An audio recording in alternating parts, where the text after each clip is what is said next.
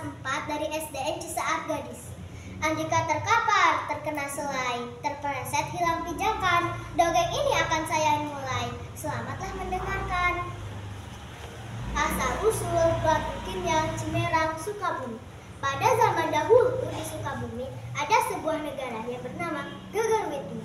Gegerwitung adalah suatu negara kecil yang termasuk kepada wilayah dan kekuasaan Pajajaran. Negara Gegerwitung dipimpin oleh seorang raja dan ratu. Mereka memiliki seorang anak perempuan yang bernama Putri Laras Pananlayung yang sangat berani dan sangat cantik. Suatu ketika kerajaan Pajajaran diserang oleh musuh dari arah timur. Begitu juga dengan Gegerwitung yang termasuk ke dalam wilayah itu. Negara Gegerwitung hancur lebur diserbu oleh musuh. Negara yang asalnya mulanya tentram sudah diporak-porandakan. Akibat penyerangan tersebut, banyak rakyat Gegerwitung yang meninggal dan menderita. Dalam waktu yang singkat, negara Gegerwitung sudah dikuasai oleh musuh. Raja dan keluarganya hampir semua gugur dari deman perang ini. Untunglah ada satu orang yang selamat, yaitu Putri Laras Pananlayung, putri sang raja. Putri Laras Pananlayung selamat karena ia sedang berada di alun-alun sebelah barat Gegerwitung untuk menghadapi musuh. Putri Laras Pananlayung sangat sedih mengetahui bahwa keluarganya semuanya gugur di medan perang. Ia kini sebatang kara, raja dan ratu telah wafat. Rakyat banyak yang menderita dalam tawanan musuh. Ia menangis melihat kekacauan di negaranya. Putri Laras Pananlayung memutuskan untuk tetap tegar.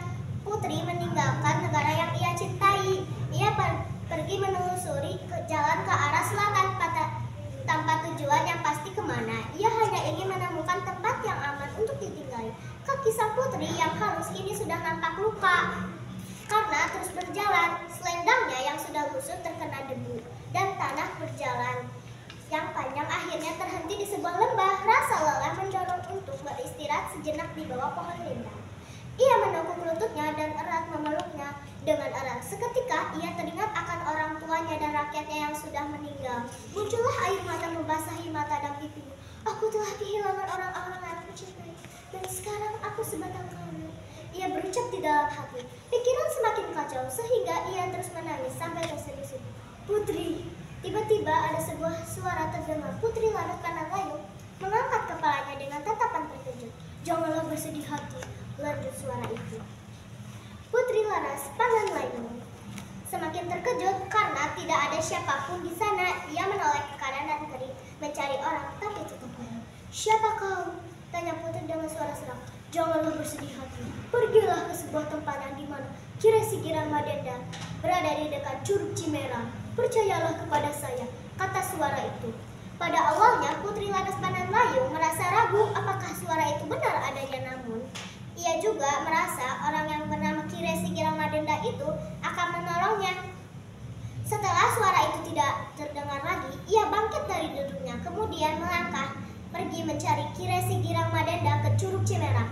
Di dalam perjalanan, Putri Laras Pananlayung memakan tumbuhan yang bisa dimakan, ya seperti umbi-umbian serta minum dari sungai yang mengalir. Perjalanan cukup jauh, tapi dia tetap memberanikan diri dan menguatkan diri agar bisa sampai ke tempat Kiresi Giramadenda. Putri Laras Pananlayung melihat ada sebuah sungai. Ia terus mengikuti sungai itu sampai ke hulu.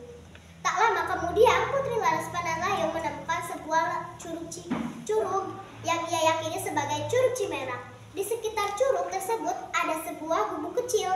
Ia mendekati gubuk tersebut dengan penuh harapan bahwa itu adalah tempat Kiresi Giramadenda. Dari jarak jauh, tidak jauh, Putri Laras Pananlayung melihat seorang laki-laki yang sudah tua. Di kepalanya terdapat ikat kepala dan jenggotnya panjang berwarna putih.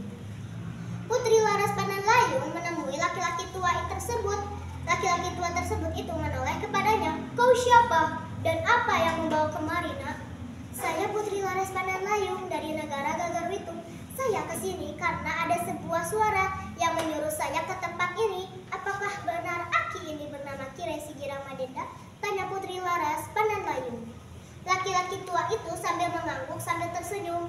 Perjalananmu pasti jauh untuk sampai ke dalam sini, nak. Silahkan duduk dan duduklah. Mereka berdua duduk berhadapan di atas lantai berbilik. Kiresi Girang Madenda menanyakan bagaimana Putri Laras Pananlayung bisa sampai ke sini. Putri Laras Pananlayung juga menceritakan malapetaka yang menimpa negara dan kedua orang tuanya. Sambil menangis, kemudian Kiresi Girang Madenda berkata, "Ikutlah perintahku." Maka Putri Laras Pananlayung duduk di atas sebuah batu di mana Curug Cimerang sesuai titah Kiresi Girang Madenda. Ia menyendiri di atas batu tersebut setiap hari. Angin yang semilir, lembut suara kicauan burung dan segarnya suasana di Curug Cimerang dapat membuat hati Putri Laras Pananlayung senang.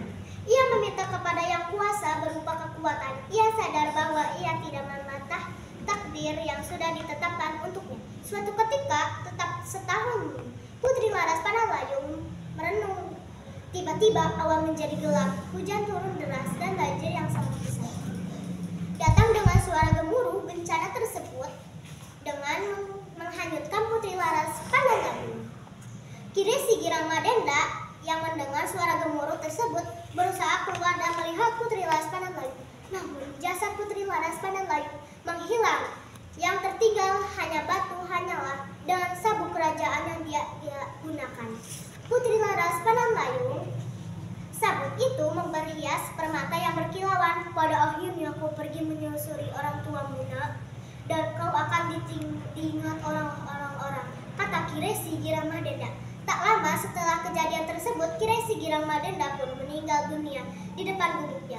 Batu permata yang ditemukan konon menjadi banyak di Curug Cimerang. Warnanya bagus berkilauan. Kemudian batu-batu tersebut dinamakan batu kinyang yang kini digunakan sebagai perhiasan seperti cincin. Sementara itu, Cimerang kini menjadi kampung yang besar. Siang hari makan kuaci, makan bareng sama Ibu Asih.